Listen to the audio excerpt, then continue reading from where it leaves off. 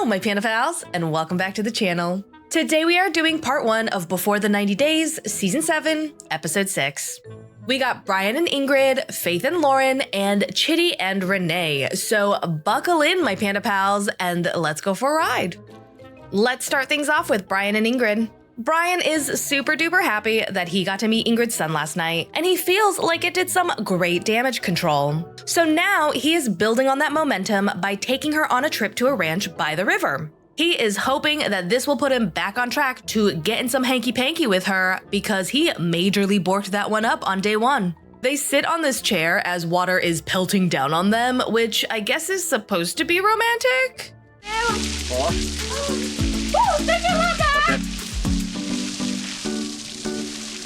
Anyway, Ingrid tells her that she's super happy to be with Brian, enjoying nature like this, but she is still pretty scared about everything that she learned about his past.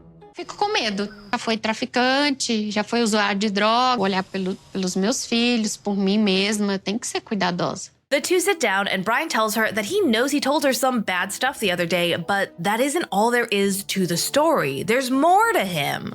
Mas também minha história não é só, ele vendeu droga, ele é o traficante. História bom de a comeback story, sabe? Again, I hate how bro thinks he's such an inspirational story.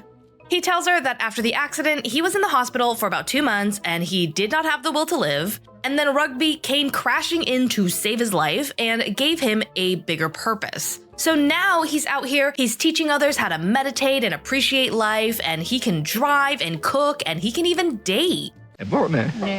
É ruim. Traficante, uau. Mas depois uma história muito linda. On the surface, yeah, this is absolutely a comeback story, but his ability to function as a person in a wheelchair is not what we are talking about. We're not upset because he became fully paralyzed and then figured out a way to live a full life. We're mad because he is a liar, a cheater, a gaslighter, a manipulator, overall asshole, like the list goes on and on. Ingrid starts to cry and she tells us that Brian's redemption story is so beautiful. It is so frustrating when you are bearing witness to someone falling for someone's emotional manipulation. Muito emocionada, achei se redimido, né? E ainda querer ajudar as pessoas.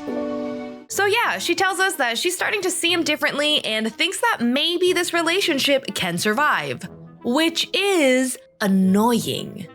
Let's move on to Faith and Loren. Loren finally went to a clinic to confirm that he is indeed a grody-ass piece of shit. Oh, and he does have gonorrhea. He tells us that now he's gonna start his treatment, which is taking pills for a full week, and he says this like it is the most inconvenient thing in the world. I take pills for the next week, so 7 straight days of fun pillings. Poor baby, I feel so bad for you. Look at you taking all of those tiny little pills all by yourself. You should be so proud. Loren tells us that he really wasn't expecting to get gonorrhea from getting a blowy from a friend. I feel like I wasn't doing anything unsafe because she gets tested regularly and she seemed okay. Yet, here he is, leaky pee-pee and all. He says that after his treatment, once this whole thing blows over, he hopes that Faith and him can pick up exactly where they left off. She's very upset, and I don't know if she'll ever even talk to me again. And so now I'm getting worried that I came all the way out here, and this could be the end of everything. I mean, if you're gonna decide to be an absolute trash bag of a human being and then spend your entire life savings for a flight to the Philippines and things don't pan out because of your terrible life choices, like, that really kind of seems like a you problem. Loren is back at the hotel, he gives Esther a call, and she's like, oh my god, queen, how is Faith? And Loren's like, she was great when I first met her, but now we are not really talking. And Esther's like, okay, why? Faith planned this lovely day out. It was a great moment to tell Faith I have gonorrhea.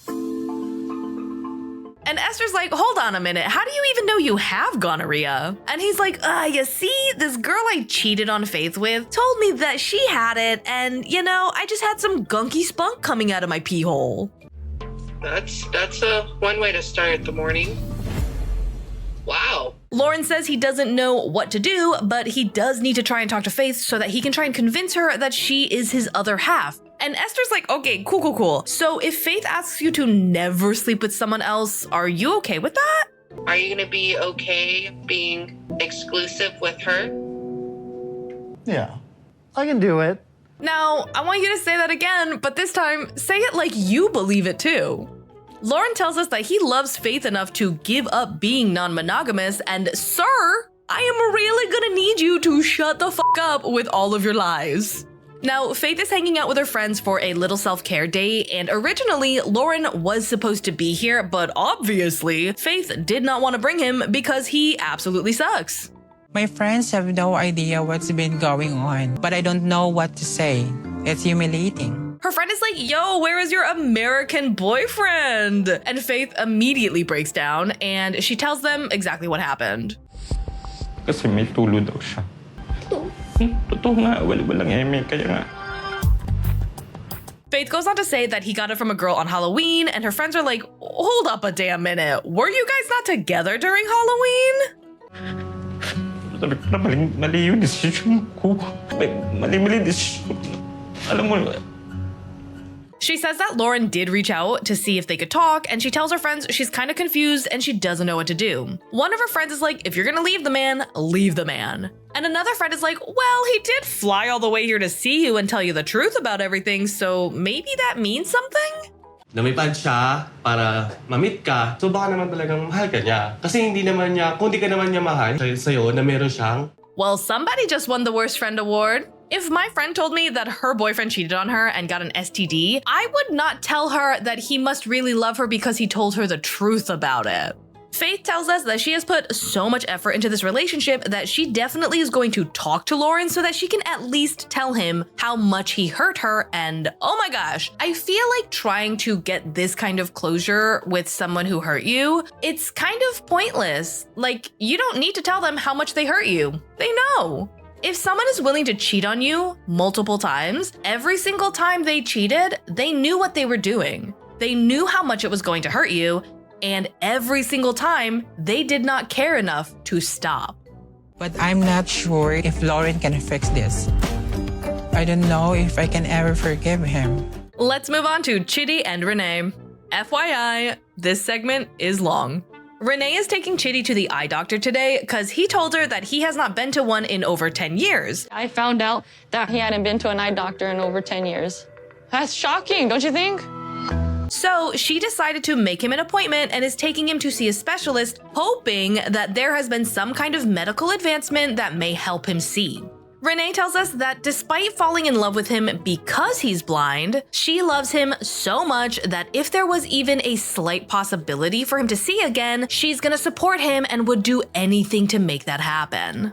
Even though I'm attracted to him so much because he can't see, if I could help him, I would honestly help him restore his eyesight. That's how much I love him. Sorry, not sorry, but I am calling bullshit. I think that this is just an empty gesture so that Renee can try and show him that she would love him even if he could see. Which we know that is not true. I'm just nervous. I've heard of technology that has come out that actually can help people see.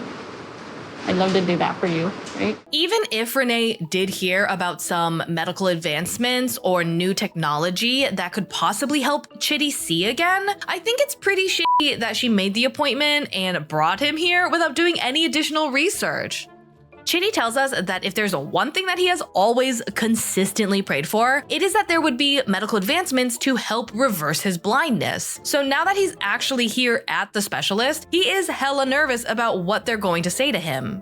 It always seemed like a far-fetched reality for me. But Renee's optimism that something can still be done has renewed my hope. Dude, she is such a cruel f***ing bitch for doing this to him. And do not come at me saying that her intentions were good, because we all know they were not. She did this shit for herself.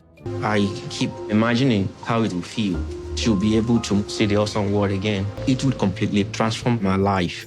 Chidi goes through various tests, and he's told that he has cataracts in his left eye. And Chidi perks up because he knows cataracts can be operated on. And he also knows of people who have had them surgically removed and had their vision restored. Do you think there could be restoration of the vision? And she tells him no, because he also has glaucoma that has progressed way too far. There's no light perception. The nerves are not active. There's nothing that can be done. Chidi is crushed to hear that he will definitively never see again. And Renee, of course, makes all of this shit about her. So you'll never be able to see again? This life could be just as bright with me in it. Look at her fucking grin. She is so happy that she found out Chidi will never see again. This entire trip to the specialist office, she has been sad, nervous, frowny faced, and turns out it's because she was nervous he was gonna actually get some good news. But now that she knows that he's never gonna see for sure, she cannot stop fucking smiling about it. The two are back home and Renee is on a high. She is telling Chidi all about how much she loves chickens and how she talks to them and how they talk to her and how she gets them. And Chidi just tells us that despite the tragic news he got yesterday, he does feel like he has gotten closer to Renee because she was there supporting him through it all. Renee was there for me in the face of that tragic news and held my hands through it all. My brother in Christ, she is the reason you had to go through it in the first place. So Chidi has asked his sister Victoria to prepare her favorite Nigerian dish tonight because he knows that Renee fears his family does not like her. So he's really hoping that they can all bond over this dinner. They sit down, Victoria very kindly tells Renee how to guide Chidi around his dinner, and Renee tells us that she has been getting some very weird vibes from her. Real dark energy that vibrates throughout my body. I don't think she really trusts me with Chidi. Even when we look at each other in the eyes, there's something there. Yeah, because she realized you are crazy. You should honestly just be grateful that she's not letting you starve. And that dark energy vibrating in your body is just that demon shaking in fear because it's about to get caught. Renee goes on to try some of the food and she is not a fan. Whoa. So how is it? So it's very clear that Renee hates this food, so Victoria and her husband try to ask her what kinds of food she would prefer next time. And she's like, oh, no, this is fine. This is totally fine. I'm gagging for other reasons. Victoria instead asks her what kinds of soup she cooks back at home. And Renee tells her that Americans don't really cook their food. We don't really cook, especially in the US. I'm just like Hot Pocket, pizza. I don't really cook. Please do not speak for all Americans when you say that. Don't. Victoria and her husband continue riding that train of never-ending disappointment with Renee. Chidi is a black man. He eats African food. So yeah, they definitely don't think that she's gonna be able to take care of him, especially considering that she just said she barely takes care of herself. Victoria then changes the subject and she goes on to ask Renee if she wants her children to be close to Chidi. And Renee is like, oh my God, yeah, of course. I talk about him to them all the time. Like, I will not shut up about him. And Victoria's like, okay, well, that's nice. What do you tell them about him? I tell him that I feel like we're soulmates, that he feels me in his heart, his mind, his body, just so deep and spiritual. Yeah, because that's definitely what every 8-year-old boy wants to talk about with his mom. Victoria is definitely a little confused, and I think she thinks that Renee got Chidi to break his vow with God, and so she's like, wait, what do you mean he feels you? Not something that happened physically between two of you. And Renee tells her that she means spiritually because they both believe that their love is God ordained. And Victoria breathes such a sigh of relief. I can't believe that she even asked me if Chidi and I were physical at the dinner table. Honestly, I'm really sick of her getting into our business. Guys, she is definitely going to kill somebody. Victoria has got some real stank face going on, and Renee is like, why are you so mad? And Victoria's like, I'm not mad. And Renee's like, okay, then why do you look so mad? There's no reason to be angry. Even if you don't like something I say, there's no reason. I am not angry. I'm just stressed. Chidi tells us that since he can't actually see what's going on, he can't really gauge whether Renee is overreacting or not. But one thing he knows for sure is that his sister is not and has never been an angry person, whereas Renee definitely has been and is currently. I am deeply worried. The way she talked to my sister is alarming to me. Poor little Victoria over here is finding out nonstop that this girl is the worst person Chidi could have ever picked. And she's very overwhelmed by it, so she excuses herself. Whatever it is that is bugging your heart. Nothing bugs me anymore. When I don't get along with people, I move on. I don't linger. It's a new day and Renee's like, whew, you know what? Last night was terrible, but now you can all see why I have such deep-seated trust issues with sisters after watching how Victoria treated me. My gut is never wrong. Never wrong. Okay, geez. Put the gun down, lady. We get it. You're never wrong. But if we're really thinking about it, if you are nothing but a walking negative self-fulfilling prophecy, are you ever really right? Renee tells us she hates all of this negative energy surrounding her, so she wants to go to a hotel and she wants Chidi to go with her. So she asks him on a little walk and apologizes to him for raising her voice last night. I wanted to apologize because I did raise my voice a little bit, but it was only out of obvious frustration. You know? Renee tells him his sister makes her uncomfortable, so she wants him to stay in a hotel with her, and Chidi sits down and does a super hard think. Stay in a hotel room with me? You don't look enthused. Chidi says it's not technically a bad idea, but he would really like to stay home so that they could try and work things out with everyone. And Renee freaks out and she's like, oh, no, I totally get it. I'm the crazy one, right? I came so freaking far to see my soulmate that he wants to marry me so bad. I'm just looking for that little bit of quality time. He calmly tries to remind her about his vow to God. And Renee is like, you don't make any sense because you are saying God wanted us together. I don't really think he's gonna care if we are alone together. I am a man. I have blood running all over me. And Chidi is like, I am a guy. I am horny AF, and I am trying my best to keep it together. You know what? No, I don't want to argue, okay? No, we are not arguing. Shut up. I'm trying to be nice to you. Renee keeps going on to make Chidi the bad guy, and she is like, well, since you think I am some kind of a sexual deviant that's gonna jump your bones the minute we're alone together, I promise you, okay? I promise you that I will not touch you in any sexual way, okay? I just wanna hang out. Did you get that line out of the Predator handbook? Chidi tells us that being alone with Renee is dangerous because he really wants to dick her down, and she's not understanding that his willpower is hanging on by a thread, which to me is crazy when you consider how absolutely unhinged she's been this entire trip. Like, if I were Chidi, I would have limp dick so bad that I would seek medical attention thinking that I was now impotent for the rest of my life. He tries to explain himself more clearly, but Renee keeps on going all Renee on him. You care more about what people think? No, it's not. Hey! You care more about the world versus us. Renee keeps cutting this man off to continue saying that he cares more about societal norms and what his family and his friends think about them instead of just focusing on them. And he is like, oh my gosh, woman, that is not it. It is about my beliefs. Well, I'm not gonna come to your beliefs because I'm far beyond your little beliefs. I'm on a different spiritual plane.